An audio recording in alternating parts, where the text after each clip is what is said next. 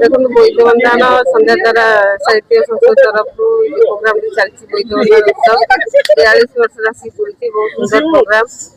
ଆଜିର ଦିନରେ କାର୍ତ୍ତିକ ପୂର୍ଣ୍ଣିମା ହଉଛି ଆଜି ବହୁତ ବଡ଼ ଦିନ। ଆଜିର ଦିନକୁ ମନେ ପକେଇବାକୁ ଗଲେ ଆମର ଯୋଉ ସାଧବ ପୁଅମାନେ ଥିଲେ ସାଧବ ପୁଅମାନେ ଥିଲେ ସାଧବ ପୁଅମାନେ ଆଜି ଯାଇଥିଲେ ସାତ ଭାଇ ସେମାନେ ନୌବାଣିଜ୍ୟ କରିବା ପାଇଁ ଆଜି ଦିନରେ ଯାଇଥିଲେ ତାକୁ ମନେ ପକେଇବା ପାଇଁ ଆମର ଆଜି এই যে বৈদ্য বন্দাଣ উৎসব আমি এটি পালন করছু। যা হোক বহু সংখ্যার এটি ବହୁତ ଲୋକ ଥିଲେ ଉପସ୍ଥିତ ଥିଲେ। ଯାହା ହଉ ଏମିତିଆ ପ୍ରୋଗ୍ରାମକୁ ଆମେ ପ୍ରତ୍ୟେକ ବର୍ଷ ଏଠି ଉତ୍ସବ ଏଠି ପାଳନ ହଉଛି। ସେଥିପାଇଁ ସନ୍ଧ୍ୟା ତାରାକୁ ବହୁତ ବହୁତ ଧନ୍ୟବାଦ। ମୋଦି ନିରଦାନନ୍ଦ ନନ୍ଦ ସନ୍ଧ୍ୟାତାରା ପରିବାର 1982 ମସିହାରୁ ସନ୍ଧ୍ୟାତାରା ସାହିତ୍ୟ ସଂସଦ ତରଫରୁ এই ଭାଗୀରଥ ସାଗର ପାଖରେ ଯେଉଁ 42 ବର୍ଷ ଧରି ବୋଇତ ବନ୍ଦାଣ ଉତ୍ସବ ଆରମ୍ଭ ହୋଇଥିଲା। ଚଳିତ ବର୍ଷ ଏ କାର୍ଯ୍ୟକ୍ରମ ମଧ୍ୟ ବହୁତ ଅତି ସୁନ୍ଦର ହେଇଛି।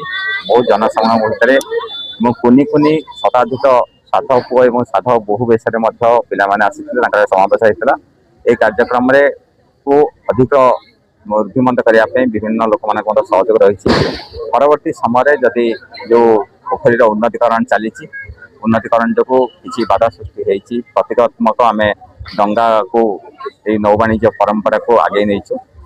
ମୁଖ୍ୟ ଅତିଥି ମଧ୍ୟ ଘୋଷଣା କରିଛନ୍ତି ଆସନ୍ତା ବର୍ଷ ସୁଦ୍ଧା ପୋଖରୀର ସମ୍ପୂର୍ଣ୍ଣ ଉନ୍ନତିକରଣ ହେଇଯିବ। ଉନ୍ନତିକରଣ ହେଲା ପରେ ନିଶ୍ଚିତ ରୂପେ ଏ କାର୍ଯ୍ୟକ୍ରମ ପୂର୍ବ ବର୍ଷ ଧରି ଯେମିତି ଯେଉଁ ଢଙ୍ଗରେ ଚାଲିଛି ତାଠୁ ଅଧିକ ଭଲ ହେଇପାରିବ।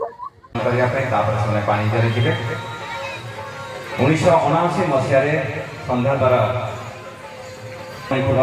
এই କାର୍ଯ୍ୟକ୍ରମ 1982 ମସିହାରେ ଆଜି ସୁଦ୍ଧା 42 ବର୍ଷ ସାଧବ ପୁଅମାନଙ୍କୁ ହସ୍ତାନ୍ତର କରିବେ ମୁଖ୍ୟ ଅତିଥି।